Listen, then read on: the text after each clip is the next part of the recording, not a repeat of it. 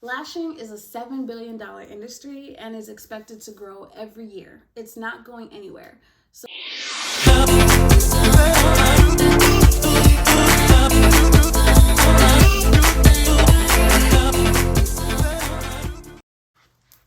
good morning, happy New Year's, and welcome back to my YouTube channel. My name is Natalie, and I am the owner and the founder of Soulful Lashes and Simplicity Marketing Solutions. So, just a background, gonna jump right in. I'm gonna give you guys some background on what I've been doing, where I've been at, how life's been going. And then I'm gonna get to the good stuff. Why I quit lashing. And really, that's a clickbait because I'm gonna tell y'all the truth. I'm not quitting lashes. So, number one, like I said, I moved here about a year ago. This is January 2022. I moved here January 2021. So, in Florida, I had a pretty steady clientele. I had a thriving business, and a lot of people felt that it was kind of crazy for me to leave such a thriving business and move to Houston and start over. For personal reasons, I just needed to get out of Florida. I was tired of dealing with the same issues, and I just felt like I would never grow, which I didn't realize what I was setting myself up for. I think I expected it to be a bit easier than I thought.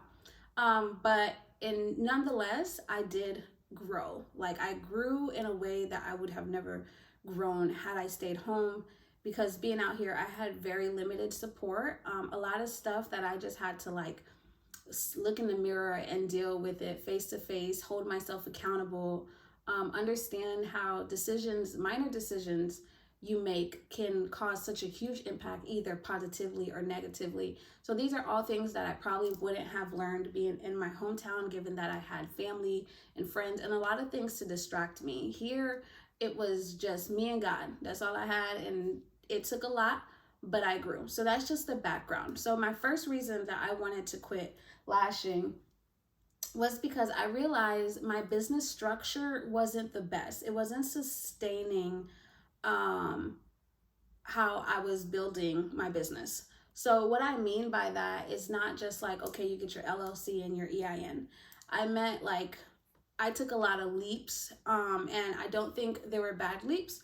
However, I think if I had a mentor or someone to really hold me accountable or guide me and question my decisions so I could have made better ones, it would have been a lot more beneficial to me. So that's why I'm a true advocate of having a mentor when you are in business, because you want to get someone who is where you want to be, okay?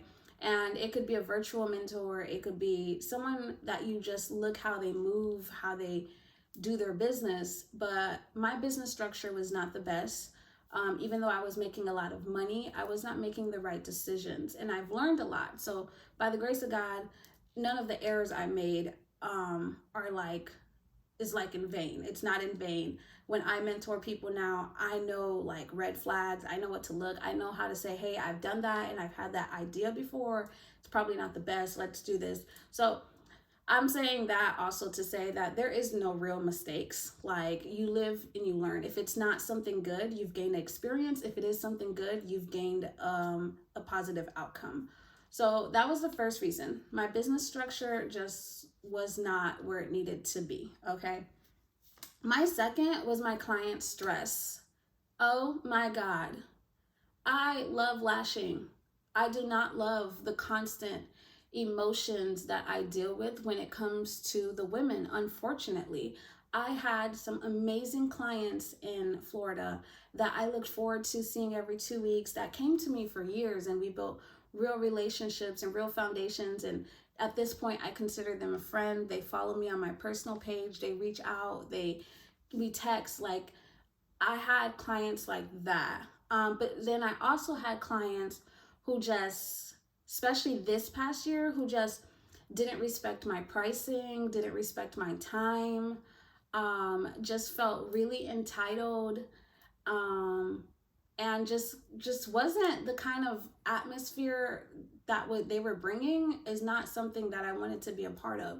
So client stress was really one, like not understanding what is required of me and what's required of them And the entitlement is what really took me out. The thinking you can show 30 minutes later, the calling me and say, hey, I know your price says this, but can you do it at this? And it's just like, no, just because I'm a small business and I'm one person, I have a very successful business and I've worked hard to get where I'm at. I've taken many classes, I've invested a lot of money in myself and my business, and I just find it to be very disrespectful that someone would even feel comfortable enough to ask me to change my prices or feel entitled enough to get upset and call me out my name simply because you just feel entitled. I am a very kind person, and I think that kind of makes people like run over me. Um and unfortunately, I hate that you have to be like mean and stern in a sense for people to respect you. But I think I had a part to play in that. I think I was a little bit too lenient. So that was another reason that I wanted to quit. My third reason was that I was diagnosed with depression about a couple years ago, and I've been in and out of therapy. This past year, I think it got worse because I was alone. I was kind of like talking to someone, and we kind of got into a really big altercation on Mother's Days. If you guys on Mother's Day, if you guys don't know, I had experienced 2 miscarriages in the past, and on Mother's Day is usually a hard day. So my year started off with going through that with him, and then me also having to like deal. Like I said, I had no distractions, so I had to actually sit in my emotions and deal with the loss that happened years ago, but I didn't realize I was kind of just like suppressing it. So I had to deal with that. And then I had to deal with my ex-boyfriend, someone that I really loved and cherished. And we were friends, we were good. And I seen him, I said goodbye before I came to Houston, but he passed away. And I think that was really, really tough. Like, I couldn't believe that. You know, I always thought I would see him get married, I would see him have kids, and I always thought we would be friends. So the death of that made it hard. Um, and I just kind of felt lost. I just kind of felt like I don't know what I'm doing. I don't know if, everyone's telling me, why did you move? So it's kind of making me feel like my decision was the wrong decision. In Florida, I was in a church that really supported me and really had my back and was really there for me.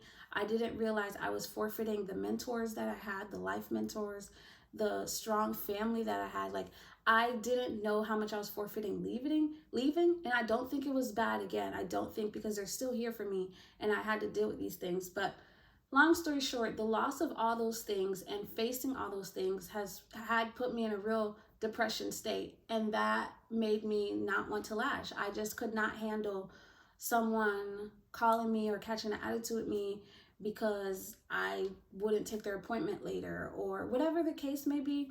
I went through some serious depression. Luckily for me, I went to therapy, and I'm still in therapy, and I've been able to deal and navigate, and is still learning by the grace of God how to navigate. But that was seriously a big reason why I quit lashing for the past year. And then last was not having a solid game plan. It's true, if you don't have a goal, you'll fall for anything. And I did not have a solid game plan. When I came, I did. I got a suite. I was like, I'm going to do this. I'm going to get a job. I'm going to do all these things.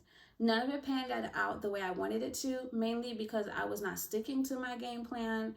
I was letting my emotions get the best of me, and I was going broke. I'm not gonna lie, I was going broke. I was not working because I was sad. I was sad and I wasn't getting out of bed. Therefore, I was not making money. Therefore, I was falling behind on bills. So my game plan was just dismantled. It was a whole mess. So those are the 4 main reasons why I quit lashing. Okay, this is not to discourage anybody, but the reality is that how you carry your personal life as a small business owner will directly impact your business. It will directly impact your lifeline of revenue, of clients, and all that. If I'm happy like the way I am right now and excited, I can take clients, I can deal with a lot of their emotions. I can sit at the computer and work for hours without feeling anxious and all that. But if you are sad, if you are going through it, it's going to directly impact your business, okay? And my advice would be get help. Get help. Partner up with a friend, partner up with your church, partner up with somebody, a mentor, a professor, somebody who's going to hold you accountable with your feelings and who's going to support you. And I'm not talking about financial support. I needed just for people to be, just for someone to say, like, you're going to get through this. That was enough. That was sustaining because I didn't believe it for myself at the time. So you're going to need that, especially with lashing, because lashing can be so hard in the beginning. You can feel like you're putting everything into it. You can feel like you're practicing, you're not getting clients, you're posting, you're not getting clients, you're paying people to try to help you and they're just taking your money. I understand that. I've been through all that. So again, get help, get a mentor, get a counselor, get an accountability partner, but nonetheless, get help, okay? Now that I'm done with the sad part, let's jump into the good part. All right, so here's the great part. Here's why you shouldn't quit lashing. And if you're thinking of quitting lashing, don't do it. Don't do it yet until you've heard my 4-step game plan. And these are things that I'm implementing for myself. By the grace of God, I have an online store. And even when I was going through all this stuff, I was still making money, okay? So I say that to say my number one suggestion, my number one thing that I'm implementing is to have a solid plan. Like I said before, I didn't have a solid plan, and it's to have a solid plan now. When you have a solid plan, it reminds you to stick to the big picture, okay? So what do I mean by that? Let's say you get up on Tuesday and you just really over this. You over these females. You're over they want $65 sets. And if you're sidetrack, if you got $65 sets, what are you doing? Okay, don't do it to yourself. Don't not do that to yourself. Call me so we can start creating a structure, okay? Okay, back to it. If you don't have a solid plan, you can just get navigated very easily to the left, meaning you can get, let's say you have a game plan to, I want to start my own online store. And then you start seeing on TikTok that ebooks are thriving. And now you've strayed away from this game plan that you were working on. Now you're doing ebooks. And then all of a sudden the ebooks flop. And now you feel like, oh my God, I'm not being successful and things aren't working out. You're running in every direction and it's not producing you any real results. You need a game plan that goes from step A to step B to step C. And so therefore you're not strayed away or navigated, and you're not stuck into comparison, and you're not stuck into just doing random things and hoping that it will give you the results you want. Again, I am in marketing, so if you need help with your lash business, you could always contact me. We can set up a game plan. I have different memberships, but that's a shameless plug. 2, having clear-cut boundaries, okay? It don't matter how somebody feels. I do believe that being too kind, people will run over you. You don't have to be mean, but you do have to be stern and stand like on your word. And honestly, this is gonna sound cliche, but my favorite person is Beyonce. Beyonce does not play that. She's all nice on these interviews and stuff, but if you see her background work ethic, she will say what she means and she's gonna stick to it. She's gonna say, that is not what I asked for. This is what I asked for, and this is what needs to be done. Everybody respects her. Not that she's rude, not that she's mean. She's just stern and confident and stands on what she says. So I'm saying that to have, and this is for me too, clean boundaries that you don't stray from, even if the person gets upset, even if the person is offering you more money. Do not chase money.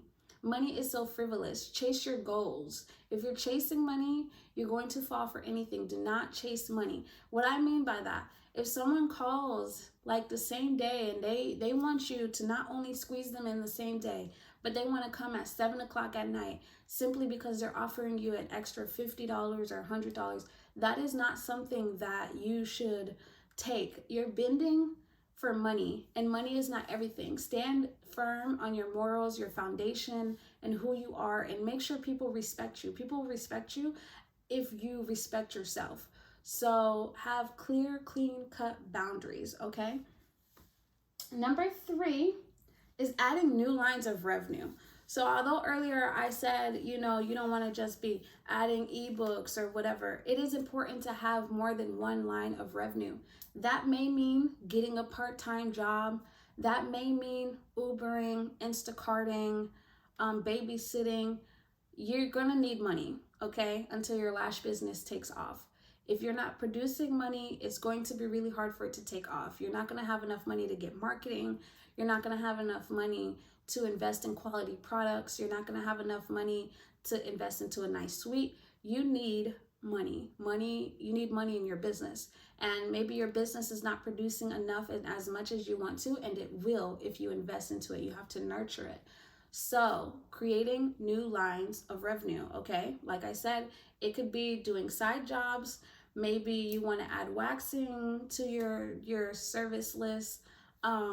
Maybe you want to be a virtual assistant on the side. I'm not sure exactly what it is, but you will want to have more than one line of revenue. And if it's just lashing or if it's just brows, that puts a lot of stress on your business, and 9 times out of 10 sets it up for failure. So for me, when I started lashing, I worked at the bank for about 4 to 5 years, part-time. I loved it. I'm considering actually going back to work at Wells Fargo because I want benefits. You can get benefits in like having a business, but it's so expensive that I rather give up 20 hours a week and work and then have full benefits and paid vacations and all that. And that's just me. I'm okay with going back to part-time. I can't have a full-time job. And I've tried different things like serving. It's not really my thing. I'm really good at sitting at the computer and doing work. I'm very good at that. I can create content. I can execute plans. I can create project management. I can do that. I'm okay with that. So I've learned that's my strength. So if I pick up jobs, I web design, I do photo shoots for people on the side. These are things that I enjoy doing. So maybe finding something you enjoy doing that will sustain you until your lash business takes off, okay? And then lastly, what I am doing is starting my influence brand. I am in taking care of myself, nurturing myself.